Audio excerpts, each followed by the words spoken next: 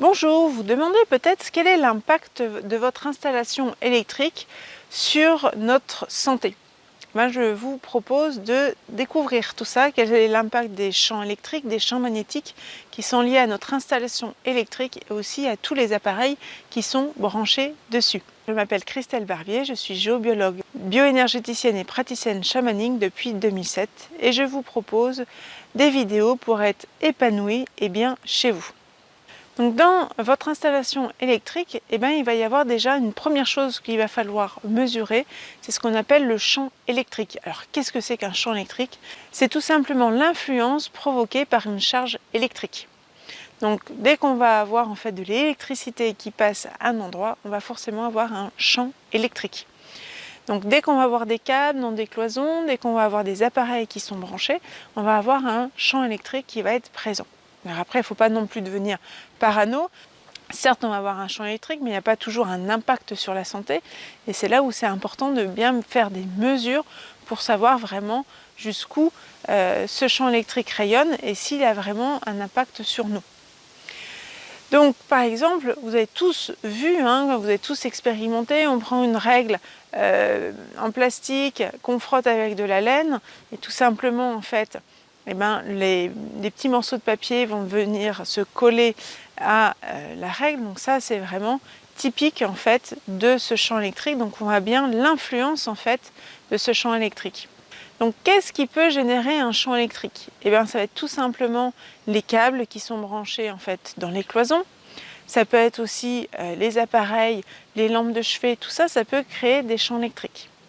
Le tout, c'est de savoir qu'il va y avoir une certaine façon de brancher nos appareils qui vont avoir le moins d'impact sur nous, et aussi au niveau des câbles électriques de faire attention à savoir comment on les positionne à l'intérieur. Mais je vous expliquerai tout ça un peu plus tard. Donc on connaît tous aussi la Terre a un champ électrique, c'est grâce à ça en fait qu'il y a les éclairs, etc.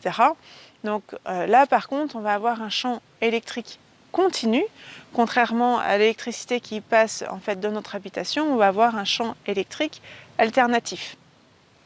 Donc là en fait, en tant qu'humain, on est tout à fait capable de gérer le champ électrique continu, contrairement au champ électrique alternatif. Deuxième chose aussi qui est importante à mesurer, ça va être le champ magnétique. En fait, le champ magnétique va dépendre de l'intensité avec laquelle l'électricité va passer en fait dans un câble. Donc plus on va avoir une intensité qui va être importante, plus le champ magnétique va être important. Par exemple, sur les réseaux de distribution d'EDF, on va avoir une intensité qui va être plus importante en hiver qu'en été, puisqu'il va y avoir une demande d'électricité beaucoup plus importante en hiver pour pouvoir se chauffer par rapport à l'été. Qu'est-ce qui va générer un champ magnétique? Ça va être tous les transformateurs, aussi bien les petits transformateurs en fait qu'on a chez nous, que les transformateurs de quartier, et aussi tout simplement le réseau de distribution d'EDF. Donc pareil, au niveau du champ magnétique, on va avoir aussi un champ magnétique naturel que tout le monde connaît. C'est grâce à ça qu'en fait la boussole nous indique le nord, mais aussi c'est grâce à ce champ magnétique terrestre que l'on est protégé des particules du vent solaire. Alors quelles sont les sources de champs électromagnétiques à l'extérieur de la maison? Ça va être les transformateurs de quartier, ça va être aussi les réseaux de distribution d'EDF, de RTE, mais aussi, par exemple, si on a un panneau photovoltaïque sur nos toits, ça peut avoir des incidences. Alors, surtout, en fait, la journée, puisque, en fait, le panneau photovoltaïque va fonctionner principalement la journée, mais on peut avoir, en fait, des incidences, surtout au niveau de l'onduleur, là où il va y avoir une transformation du courant continu au courant alternatif pour que ça puisse être réenvoyé dans notre installation électrique et dans le réseau de RTE. Et donc là, en fait, cet ondulateur va rayonner quand même à peu près jusqu'à 2 mètres de rayon. Donc c'est là où il faut faire attention. Quelles sont les sources de champs électromagnétiques à l'intérieur de la maison? Ça va être tout ce qui est lampes, appareils, je vous disais tout à l'heure, les câbles qui vont passer en fait dans les cloisons. Ça va être aussi tout ce qui est plaque à induction, ordinateur. Donc là, il y a des choses en fait qui sont toutes simples à faire, c'est de faire attention par exemple dans quel sens on branche notre lampe de chevet. Petite vidéo pour vous expliquer tout ça. Ça va être aussi d'avoir un ordinateur qui est bien relié à la terre, hein, parce que sinon on peut avoir des champs électriques qui sont très au-dessus en fait de ce qui est préconisé. On peut facilement monter jusqu'à 300 volts par mètre sur un ordinateur qui n'est pas relié à la terre, alors que idéalement il faut être en dessous de 10 volts par mètre.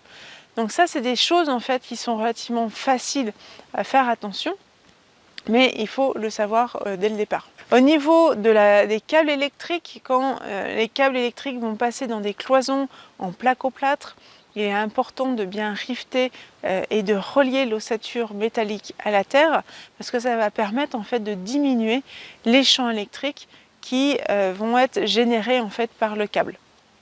Donc c'est là où il faut faire attention. Dès que vous êtes en train de construire en fait une cloison, demandez bien à ce qu'elle soit reliée à la terre, ou faites-le par vous-même et reliez-le à la terre électrique d'une prise qui est juste à côté. Pour ça, bien sûr, il faut avoir une terre qui soit de bonne qualité.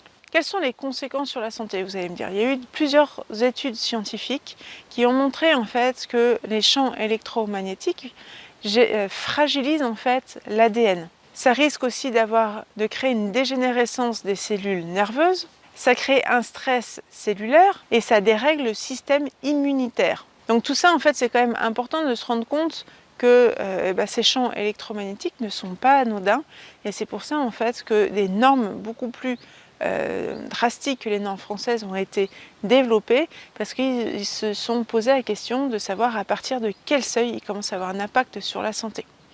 Et donc, pour tout ce qui est lié à un endroit où on va stationner longtemps, comme le canapé, le lit, etc., il faut être il faut être en dessous des 5 volts par mètre, alors que pour un lieu de travail comme un bureau, on peut monter jusqu'à 10 volts par mètre.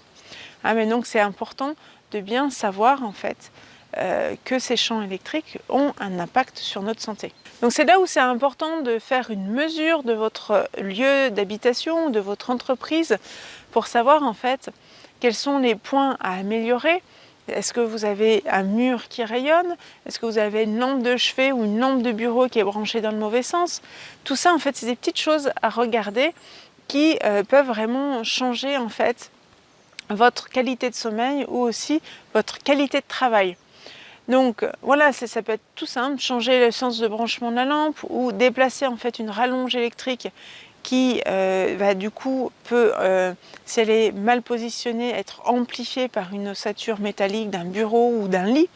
Tout ça en fait, c'est des petites choses toutes simples à changer, à regarder, et du coup c'est là où c'est important de regarder point par point comment améliorer en fait votre installation à l'intérieur de votre habitation ou de votre entreprise. Donc voilà, j'espère que ça vous a permis de mieux comprendre l'impact des champs électriques et des champs électromagnétiques, et quelles sont les choses auxquelles il faut faire attention pour limiter au maximum les nuisances. Abonnez-vous à la chaîne et cliquez aussi sur la petite cloche pour ne rien louper des notifications. Et je vous dis à bientôt.